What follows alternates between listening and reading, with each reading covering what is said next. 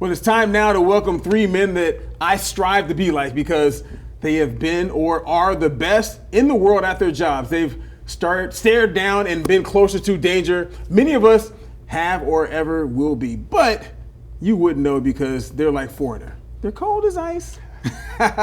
And you would never see them sweat. And the reason for that is they are combat sports referees. I'm talking about none other than Hall of Fame boxing referees Robert Byrd and Kenny Bayless and championship MMA referee Mark Smith, who's also up for MMA Referee of the Year. And the reason that I'm a lucky man getting all these fight knowledge guys here in one spot is they have a show called Official Call, and I'm like you, I want to know a whole lot more about it. So, welcome, Mark, Mr. Byrd, Mr. Bayless.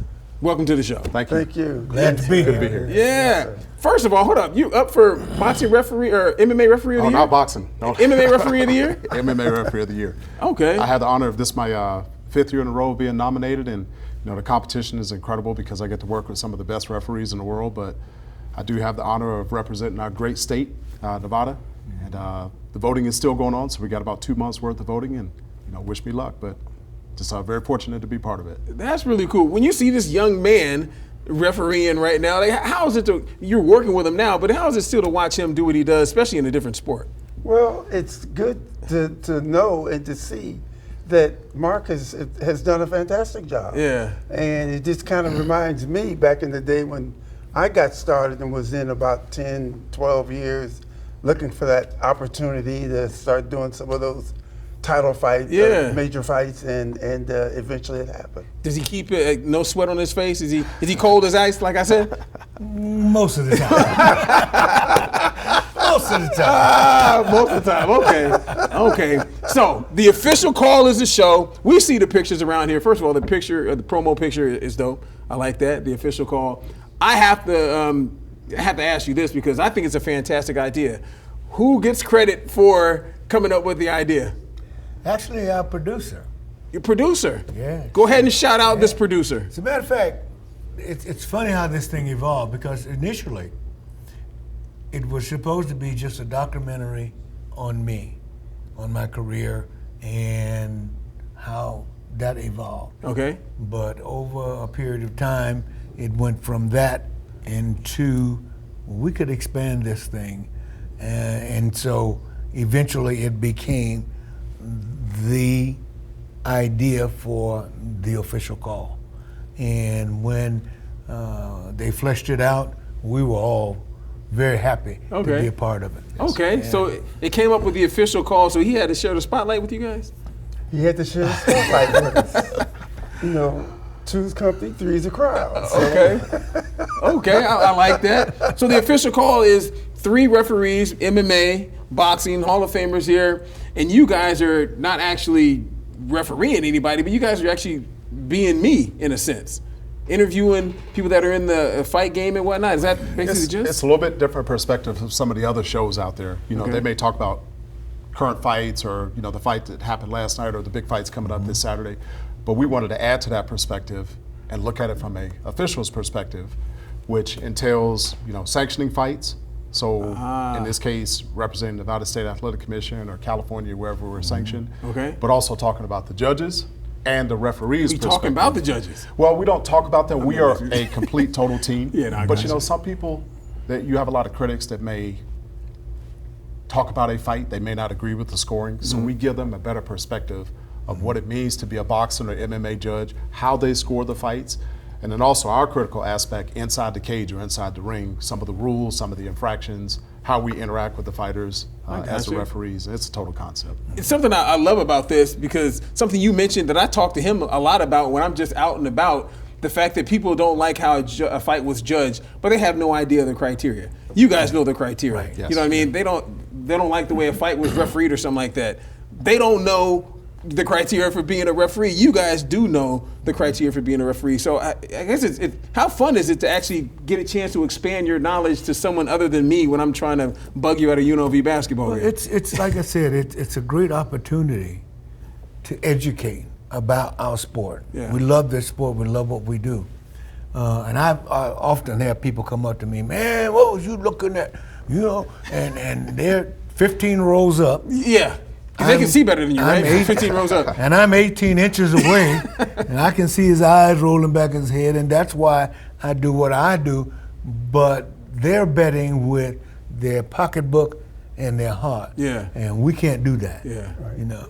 So it's an opportunity to educate people, give them a different perspective of this beautiful sport that we're involved in. Okay. How much? Go ahead. No, I wanted to add to what Byrd Mark said. The other thing too is fans.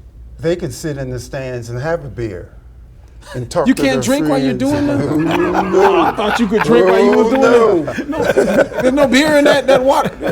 And because of that, and them not knowing the rules, that's the other thing that we want to share. Is teaching them the rules, because you know I could bring up a scenario that they have no clue as to what rule fits to that scenario. Yeah. And I'm sure Mark could do the same. Absolutely. And something else that a lot of people don't understand, like you guys are right there when the live bullets are flying. Yeah. You know what I mean? I mean, the pressure is on. There's 17,000, 20,000, 50,000 people in a stadium arena at that point in time. How nerve-wracking is that? Well, because of the way we train, we prepare ourselves. Yeah. We were talking about it earlier. I'm confident when I get in the ring that whatever happens, I'm going to be able to handle it. Yeah. And I'm sure the guys are the same way. Okay. Yeah. And still, we and all of us, we're still, what you see on TV is us in the fight. But it's like the fighters. What you don't see is the preparation for doing that. And we have to prepare just like the fighters do. Because we have to go the same amount of rounds they have to go. Right. You know, so physically we have to be in physical shape. That's true. Especially if you're dealing with heavyweights or middleweights. So we have to prepare just like the fighters do. And as a matter of fact, when we go to gyms around the city, a lot of the boxers will say, "Wow, you guys, y'all practice too?" They're surprised that we actually get in there and practice so that we can do the job that we need to do when we need to do it. And that makes a lot of sense. And you talk about practicing when guys are having sparring sessions or hard sparring sessions, you're at different gyms around town. And if boxers act like that and don't know, imagine what a fan thinks. They really don't know what the heck they're talking about. When you guys practice, so you don't just get in there on fight night and just wing it. Like you know, you haven't been in the ring in 5 months and whatnot. I wonder about this. I know a lot of people do. When you're in a cage with two fighters, say a heavyweight, have you ever been in a situation where you're like, goodness gracious, these guys are massive. I mean, I don't want to break them up or maybe try to end the fight because I might get hit with a right hand. You know, it's again goes back to preparation. So not only mental preparation, knowledge preparation, but physical preparation. Right. And a little tendency that we have here is the boss has confidence in putting me in there with the bigger fighters. So I have to maintain a level of physical strength in case that happens, you know, because that fighter adrenaline is going. Yes. You got to stop them. You have to have the physical capability to be able to do it. That also comes with strong presence and command. So we all have command voices, and we establish that rapport with the fighters in the pre-fight meeting, in the rules meeting. I love his saying, "What I say, you must obey." Yeah, that's right. That's right. So the fighters, as they get to know us, they respect that and they listen because they understand our first purpose is fighter safety. You know, crowd entertainment and all that stuff goes along with it. But yeah, sometimes you got to get in there. Injuries do happen. You know, I got hit in the hand about 2 years ago from a heavyweight. He actually broke my hand in 4 places. With a hit? He hit me in the hand. He knocked his opponent out. He went to hit him again, and I protected the fighter. I blocked his face, but he hit me in the hand. So that just shows you the strength. Yeah. You know, some of these boxing heavyweights or the MMA heavyweights, there's a lot of power coming in there. Yeah. It's part of the risk that we volunteer to take, but you got to be ready for it either way. Okay, so to piggyback on what he's saying, what they don't understand, they hear us when we get to the middle of the ring say, "You had your instructions in the dressing room." Yeah. And that's where it really starts, the preparation. Telling them in the dressing room what our expectations are. Because if they don't know, then they can't meet them. So we want to set those expectations out, and then when we get into the ring, ensure that what we told them we would do, we do. Okay. Almost like a parent with your kids. Yes. If I threaten them to do something, it's going to happen. That's right. So, okay, so we got people to understand what you guys do as far as refereeing and whatnot, but, you know, the official call. You guys are actually interviewing people. You're not fighting. You're not refereeing, except for when someone has a difference of opinion. What's that been like, as far as like being me and actually interviewing people like Stitch Duran, or you know what I mean, like someone who Ryan Couture? Just like what we just earlier said about preparing ourselves and practicing on it, we have to do the same thing about interviewing people, because it's all new to me. I mean, I've never been in those shoes before. Okay. So we just have to work on it, practice. I watch a lot of videos. Same thing I do when it comes to looking at fighters. I watch video. I watch people interview and pick up little tidbits that I can use. I might even pick a few up. I've done it a couple times, 2 or 3 times. What's that been like? You know, actually, once they understand what it is you're doing, they jump in both feet.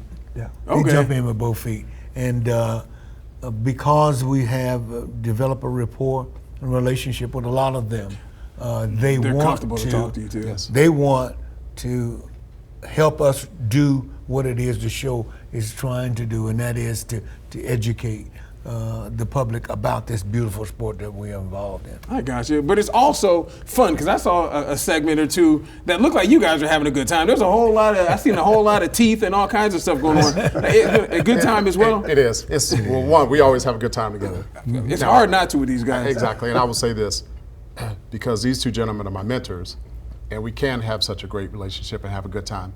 It makes that part of it easy, where we maybe talk a little trash every now and then. Of course. But from that fighter perspective, those are human beings, male, female fighters to get in there, and it shows us a little bit different perspective of them. Like with Ryan Couture, for example, you probably remember this, Ryan started his MMA career the same time I started my refereeing career. I was there. Yes, and we used to do the Tough Enough fights and the development of that. Now he has transitioned to a different perspective, coaching, etc. We still keep a professional relationship with them, but it also gives us a better understanding of, okay, how did they prep for a fight? Do they want to invite us in to treat a new fighter who's going to fight for a belt at Tough Enough or some other organization and go over the rules and show them how the show is, going to progress? They love that kind of stuff, and the response that we've gotten from fighters, coaches, cut men and women has been incredible. Yeah, I saw the one with Stitch Duran as well, whom everybody knows. Anyone has been around the fight game, he's one of the nicest dude, the best people in any sport, just period. Yes. Right? Yes. So with this being said, and especially from the episode that I saw, you guys have to be on like HBO or ESPN or something like that, right? I mean, you guys got to have like a 20 episode deal already, right? Well, we're still building. So we want to be able to land the show at the best opportunity. Okay.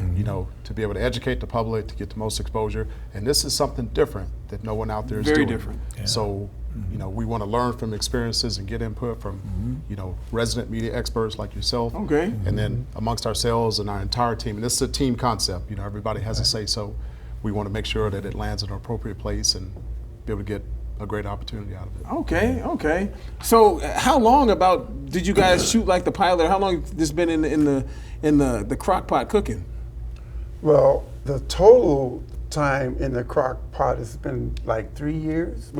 Wow. During the pandemic. So a lot of that was during the exactly. Okay. Wow. Yeah, but the shooting aspect of it, the last interview me and my brother did with you, I had just left the studio where we shot. I remember you talking about that. Yes, part of that segment. I didn't know it was for this. Okay. That was in the demo. I remember that. Yeah. Okay. Yeah. That was a while back. Yeah. Yes, it was. Okay, that was right before you went into the International Boxing Hall of Fame, right? Well, the California. United States. Yeah, the United States. Oh, the U.S. Boxing The Hall. national is called the National Okay. Boxing Hall of Fame. Okay. Yeah. All right. So you guys have done this a while back. What did you think of? Because I saw it. I thought it was fantastic. What did you think when you went and looked at it with a critical eye?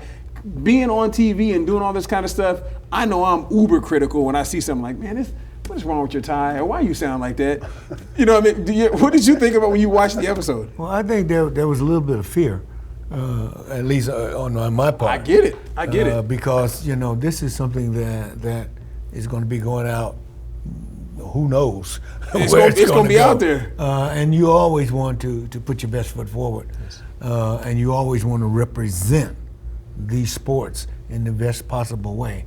And so it's a challenge, but it's a challenge that we welcome and we're really looking forward to. Okay. Did you like the episode that you guys I had? loved it. You know, I think we have to give a shout out to our production team. Okay. You know, the directors, the executive producers.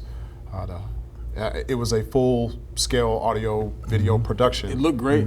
We filmed it at Couture's gym. You know, Randy it. gave us the grace of using the gym, and it came together as a complete project. You know, I'd done stuff like this before, and when I was in the military, we had done productions, and then when I was in the Thunderbirds, we had filmed some videos like that. But this was a different perspective and different for our sport. We did have to get the blessing of our bosses, primarily the Nevada State Commission here. Gotcha. You know, there are some strict rule sets that we have to abide by so as to not cross the line as an official. But God, that final product when it came out was miraculous, and all of our friends and family that we sent it out love it as well. Okay, so as soon as you guys get picked up, let's see, I know a guest that should be on that show that you guys could probably get. He's in the Nevada Broadcasters Hall of Fame. He's an amateur boxer. He's done a few interviews. I know a person that you guys can have on your show when you guys. I bet I know. You looking at me great? Was he recently involved in something and won a belt? Yeah, he actually won a belt. Yes. Yeah. Absolutely. When I remember that guy's name, I'll give you guys the information. We got to analyze that fight first before we get him on the Absolutely. We got to do break it that. down. We don't want to do that. Just talk about the result. We don't want to know how we got there. You don't want to know how the sausage is made. You just want to grill the sausage and eat it. That's what you want to do. That's what you want to do. Okay. But you know what? Yeah. Because that particular person is involved in it and participated in it, they have a good understanding of what it takes to really do that. This is true. That's a whole different perspective. I would agree. Because, I mean, you guys have dealt with different media members in general, and if you have a media member that's asking questions about why you did the referee, even a fan or whatever, and they've never laced up the gloves, they've never been punched in the face. Right. It's completely different, right? Right. Absolutely. Yeah. Absolutely. Okay. All right. So the official call, coming to a station, a network, a YouTube somewhere near you sometime soon. Sometime sooner than later. Soon. Okay. Mr. Mark Smith, Mr. Robert Byrd, Mr. Kenny Bayless. 3 of the greats that we have in MMA and boxing. I really appreciate you guys coming and talking with me. Thanks. Thank you for the opportunity. Yes, sir. Absolutely.